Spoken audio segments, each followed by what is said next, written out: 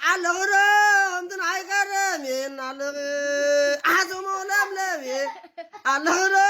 أمتن عيقرمين علغي عدنا لملمي علغرة أمتن عيقرمين علغي زي يسحق واي هاو عيلو لامنا كزاحد من سياد قدفو زموت قدفو سرقي قدفو حسد نعدهم قد قطبر እንዳም ገርመኩ ስዋ ኸደ ታሪኽ ዳ ወደ ግዲ ይብልኩ አደይ መጻለሁ በሉ ትንቢት እንዲንባል እዚ አነ ገርመኩ አብዚ ምሻለሁ ጫዓለ ለምለም የለኸደ ከምትናይ ቀደም ይልስ ኩሉ ሰብ ሲያቆ ማለት ነዝወድ አነ ግን ስኸብል ከሎ በኸያት ይመስል ማለት አነ ጫዓለ ፈተ ኩሉ ሰብ አብ ተኸባቢኻ ጎረቤትካ ሰብ የለ እንዲ ከምዚ ይሉ ንስኮ ምርር ይልዋ ደርፍ ዓዱ ተዘኪሩ ወይ ደርፍ ዘሎ እምበር ኃጢአትን ጽድቅን ገለመለ ይኮነን ማለት አመጨረሻ ሁሉ ሰብ ሲሕቆ ማለት አይ ግን በኸያት ይመስል ሓቁ አነ ይፈልጠይ ካብ ትግራይ መጽኦም ቀሪም ወሲዶም አቡ ማዓት ሸዊትን ዕፉንን ከኣቱ ከብቶም ምንባሕ እንዳበላ ሙሉ መዓልቲ ፀባ ሕለባ ሸዝ ፈልጣ አነ ጫዓሎ ጋሽ ባርካ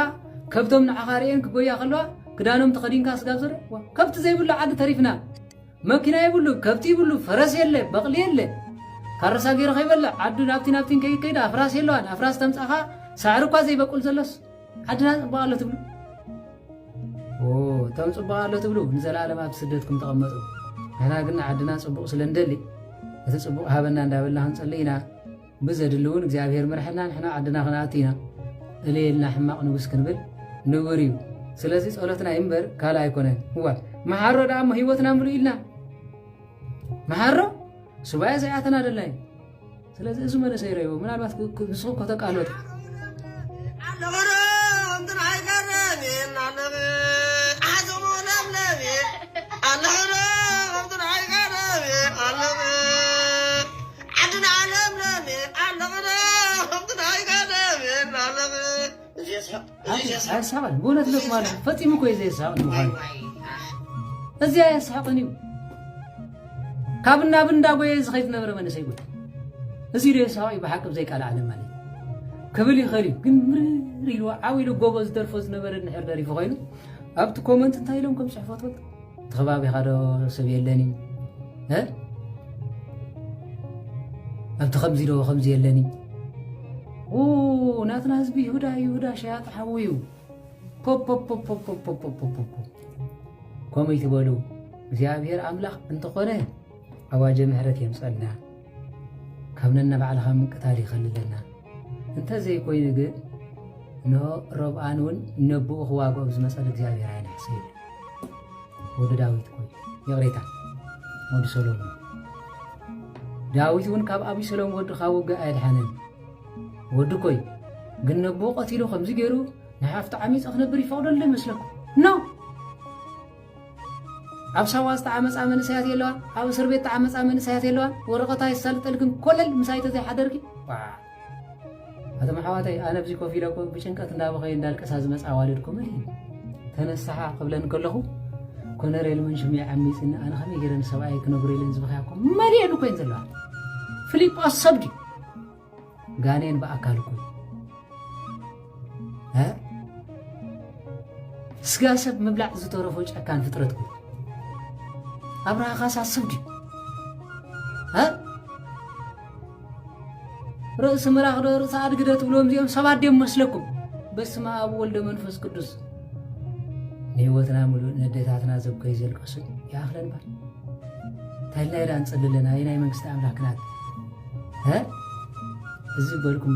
በዚ ዝመጽእ ሓንሳን ሓዋርን ተተኺልና ንአምላኽና ነታ ቅድስት ምድርና ድማ ቤተክርስቲያናት ሃኒጽ ገዳማ ዓንቢቡ መነኮሳትና ብጫ ለቢሰው ጸሊም እኮ ለቢሰው መነኮሳት ንፈላሲና ጸሊም ንመነኮሰና ጸሊም አልቢሰው እህላ ብርሃን መልባሲና ተበግስና ካብ ዝኽልክለኒ የለን ተረሊኦም ሰዓቡ አይደለሁም ኩለኩም ትርፉ አምላክ ሙሴ ምሳይ ምንም ዘጣራጥር ይብለኝ እንኳን ዶ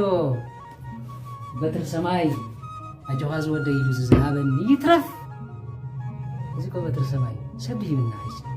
መድኃኔ ዓለም ክርስቶስ ይብናይስ እንኳን እንደዚህ ሒዛ ፈረህ ይትረፍሲ የተቀደሙ ባት እነዚህ ዘለሰት አይቀየርም እንኳን ዶ አዳም መቃብረ ይዚያ ኣብ አንተ ዘይኮይኑ ካልእ ከይትገድፋይሉ መስቀል ዝሃበኒ ይትረፍ በቀደም ዓድበይ ፀርፍ ደስ አይብለኝ ሓወይን ተኾኖም በበደይ ምድን ክፃርፍ ፈጽሞ ይፈቅዳል አቦና ድን ፀርፍ ክብረት የብሉን አቦና ድን ዝኣስር ክብረት የብሉን ኢሳያስ በደታትና ተጻሪፉ በቦታትና ተዋሪዱ በምድርና አባዲሚ ምንም ዝገበረ ረብሓ የለ ስጋ ብሎም ኻ ብትዕግስትና አምላኽ ለሚና ጸሊና ኢድን እግርን ስለ ዝሃበና ግን እየይ ዝበለና ሲዩ ናኽናዓኒና ክናዓይና ካብ እንዲው ዝተረፈ ይትረፍ ማለት ስለዚ ንቤተ ክርስቲያና ስጋ ሞት ምን ከይና ክነገልግል እምበር ለኽበጥበጥ ክንብል ኣይመፃና ስለዚ በዓል ኣብነ ሽነዳ ኣብቲ ኮይኖም ባሪኾምኩም እንድሕር ኣብታው ባዕላ ዘይውዕሉ ኮይኖም ከይትሳለሙ መስቀሎም ታገብረልኩም ኣብ ሚድያ ፈፈኪሮም ከምዚ ኢሎም ተርፉ እንድሕር ኮይኖም ንዓኹም ሓውእትዮም ከምዚ ገብሩ መስቀሎም እውን ክትሳለሙ ይግባእ እንታይ ግብርቲ ኣባ መፂልና መፂና ኸበረ ጌርና ኣብ ኣየርፖርት ንቕበሎ ጳጳስ ኣለና ንስደትና ባሪርና ሞትና እኳ ኸይኣቱና ዓፅምና ዘውግዝ ጳጳስ መፂና ከነሳለሙ ይግባእ ዶ ይግባእ ኣይናይ ኣምላኽ ፈትሐና በዚ ካህናት ርእሶም ኣይተታሉ ንምእመናን ዘይከውን ኣይተመሃርዎ ብቕንዕና ንበሩ በእውነት ብለኩም ኣለኹ እዚ ግዜ ብጣዕሚ ዘፅለአኒ ነገር ተኸልዩ ሓሳቡ መሲሑ ስለዚ ንሕናስ ኣነስ ደርፊ እዚ ክድረፍ ከሎ ሓጢኣት ኣይኮነን ልቤስ ትንከፍ ዓድና ለምለሜ ማለት እንታይ ደኣ ጎሊልዋ ለምለም እንዲ ዓድና ጎልጎል ቋሓይ እንደዘይ ትፈልጦ ኮንኩም ጎልጎል ጋሽ ባርካ እንደዘይ ትፈልጦ ኮንኩም ጎልጎል ሓማሴን ዘይትፈልጡ ጎልጎል ስመጃና ዘይትፈልጡ ጎልጎል ዓላ ዘይትፈልጡ ለምለም ኢሉ ተዛሪቡ ንስነልቡ ምርር ኢልዎ ምብካይ ኣልዮም ሰሰሚዕካዮ ዝልቀሶ እምበር ዝሰሓቕ ኣይኮነን ደስ ኢልና ይኮንና ንከውኑ ግን ተወዲና እዩ ስለ ዝኾነ ንድሕሪት ኣይትበሉ መነሰያት ጸሎት ፍተው እግዚአብሔር ኣምላክ ካብ ሓውኻ ምቕታል ኖ ኣልሕነና ንዕኡ ግን ብኢድ ተታሒዙ ብሕጊ ክፍረድ መንገድኻ መርሐና ማለት ስብነት እዩ ስብነት እዩ ዳዊት ንሳውል ቀቲሉ ኣይፈልጥን ካብ ዝቐትለሉ ተሰዲድሉ ምስ መፀ ግን ሰይፉ ሕዲግዎ ኸይዱ ሳውል ክሳድካ ከም መንጠልኩኻ ቅብ እግዚአብሔር ኢለሸለለካ ናጽነት ኣምፅኦም ኢልና ሸለል ዝበላይ ምስ መመሊሶም እንዳሸኑ ስጋብ ዓፅምና ንዓድና ምእታዋ ኣይፍቀድን እንድሕር ኢሉ ካብ ጳጳስ ካብዚ እኒኦ እንታይ ሞለ እንታይ ሞ እዩ ዘሎ ከየውግዙኻ ኣነስ ገርመን ነገር ተሃልዩ ነዚ ውግዘት እንታይ ማለት እዩ ቁኑዕ ደ ይውገዚ ተተወገዘስ ጽድቂ ይበዝሕ ክርስቶስ ኣሳዲዶ ሞ ንዓለም መሪኦማ خلاص ስለዚ እዚ ዘይኮነስ ኣነ ኣምላኽ ኣቦይ ሴፍ ይብኒ ንኤርትራ ጥራይ ዘይኮነሲ ብነሱ ትግራይ ዘለዉ ገሳርጡ ምፅራጎም ሚልዮናት ሰባት ጠጢቖም ክኸዱ ኣይግባእን እዩ ምስቶም ብርጌድና ሓመድ ኮይንኩም ምስኦም ኮይንኩም ንዕኦም ክተኣልይዎም ኣለኩም ጠቕላላ ሰብ ሰላሙ ይርከብ እንደገና ድማ እንሆ ይናገድ 20-30 ዓመት ንዕኦም ክጥዕሞም እምበር ንህዝብና ጨኪኖሞ ኣይቆርብ ኣይሳለም ካህን ካህን ከምዝፃራረፍ ከምዝወጋገዝ ዝገበሩ እንታይ ኢልኩሞ ደብረፅዮን ብምንታይ ካ ክትማኸሮ ነዚ ጓቋ ክንደይ ሚልዮናት ገቢሩ ኸይዱ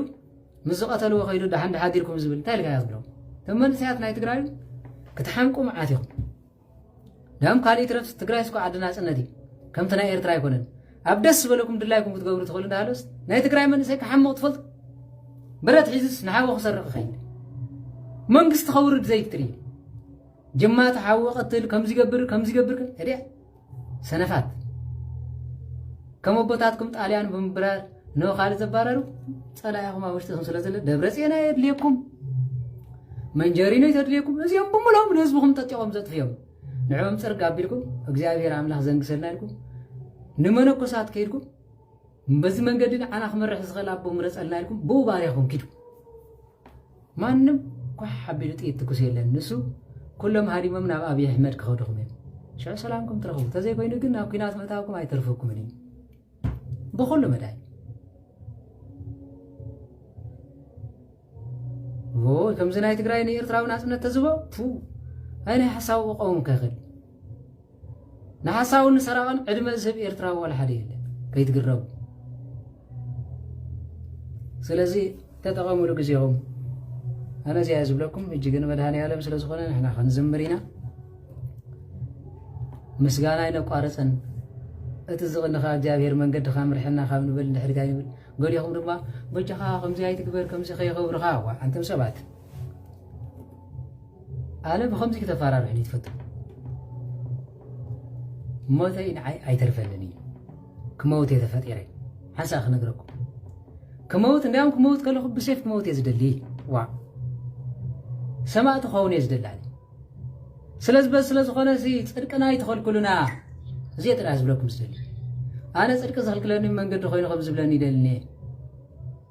سلز خونه نزي بلو نحسو خنبر አይደልني بزي سلز خونه نصدقي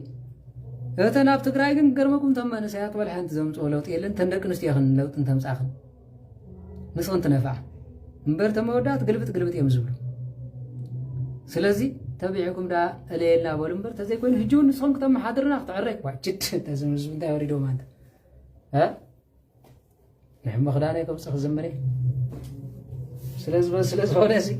ተኸይልኩም ኣርክቡ ተዘይክኢልኩም ግን ዝጎየየ بقرأ الطلفي تغيير يزبلكم جابير مسكولاتكم يخون كم زلومي بزينة علة زلنا أو حالة دارش أو حالة بيت كريستيان فصو ما بي مخانا عدي فلطاني محرة أب ناقوم تقايشنا سبيخنا تناقاقيدنا تواسيبنا عن كيدي زد اللمبر جقنا دي خب هاقر كتمك حديقي ارتراو تراي نمانقس تدرق سمرعوي